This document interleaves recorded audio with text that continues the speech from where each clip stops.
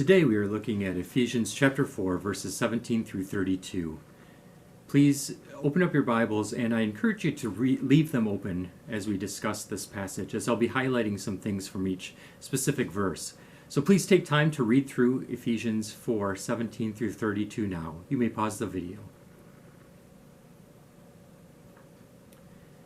As we look at this passage, I want to look at some of the Greek forms of verbs.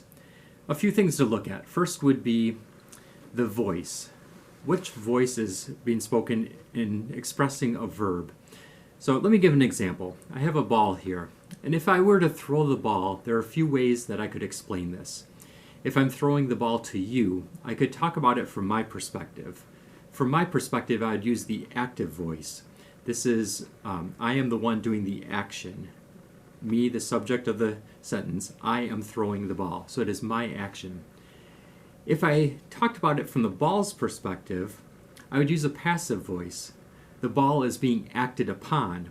So the ball has no say in the matter, in a sense. It's being acted upon by me. I am the one doing the action. So from the ball's perspective, the ball is being thrown.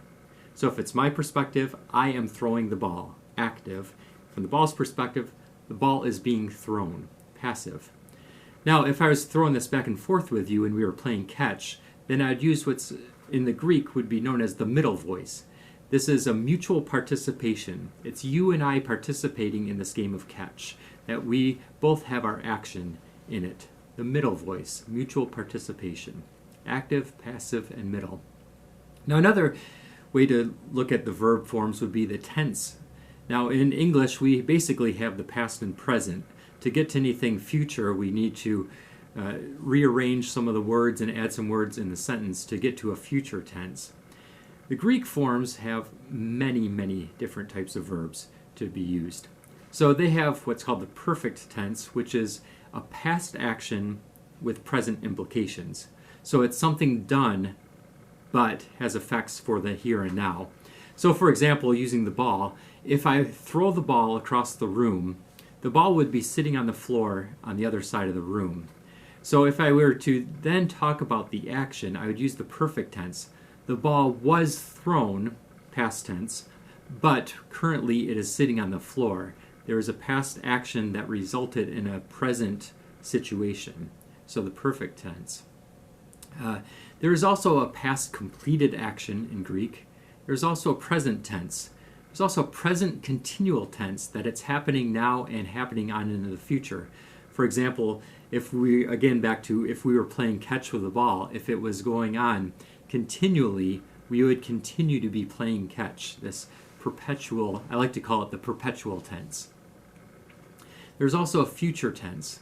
And just in case there's anything that we don't know exactly when it happened, there's also what's called the aorist tense, which is an undefined time. So all these different forms working in the Greek. So Greek is a very precise language, and Greek is the original language that the New Testament was written in. So keeping these things in mind, the active, passive, and middle, and then the various verb tenses, I want to look at this passage in Ephesians chapter 4, beginning in verse 17. We see Paul creating a contrast here. A contrast between living in the light and living in darkness, a contrast between actions of the flesh, the old self, and this new self that is being recreated. And he uses these various forms, these various verb forms in the Greek language. Now we look right away at verse 17. So I tell you this and insist on it in the Lord, that you must no longer live as the Gentiles do. This would be that perpetual tense.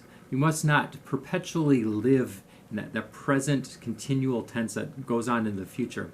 You must not continually live in this way, in the present on into the future. And then he talks about how these Gentiles, they were darkened in their understanding and separated from the life of God. Now it's interesting here, Paul puts this in the passive tense, the passive voice. So, in other words, there's something acting upon them to create this darkness, this separation from God. In other words, it's not necessarily just their doing that creates this. There's something acting upon them. In a sense, the interpretation part that I would get into is we look at the power of culture. Culture has a way of shaping us and producing things in us that sometimes we aren't even aware of it. And when we become aware, maybe we don't even really like it, but we're just immersed in this culture. There are pressures, external pressures working on us to create things. However, we can't just blame it on something else. We see in verse 19, having lost all sensitivity, they have given themselves over to sensuality, so as to indulge in every kind of impurity with a continual lust for more. Here, Paul uses the active voice. They have given themselves over. So yes, there are external forces working to create this darkness, this separation, but yet they themselves have participated in this by actively giving themselves over to the sensuality. As we get into verse 20, we see Paul again using this active voice. You, however, did not come to know Christ this way. There's an active part in coming to know Christ. But yet there's a passive part in verse 21 of being taught. There is a teaching going on, something that was a little bit more passive. Active and passive working together. Now, what do we do with that as we came to know Christ? As Paul tells his readers, they did not come to know Christ in this way, in the way they were taught. But then there's a response that comes up. He urges his readers to put off that old self, to put it away, to put it to death, to shed it, to get rid of it. And it's interesting there, Paul uses the middle voice. Remember, this is like the playing catch. It's a mutual participation. The inference here is that it's a mutual participation between us and God. Putting off our old self is not something we can do on our own, and it's not something done for us, but it's us participating with the working of God in us, mutually, together, working to get rid of that old self. And then he talks about that old self which is being corrupted, and that he puts in the passive. There are forces that are corrupting this flesh. But there's also this being made new that he puts in the passive. It's a different force acting upon us. This is something that Christ is doing in us, making us new. We can't make ourselves new.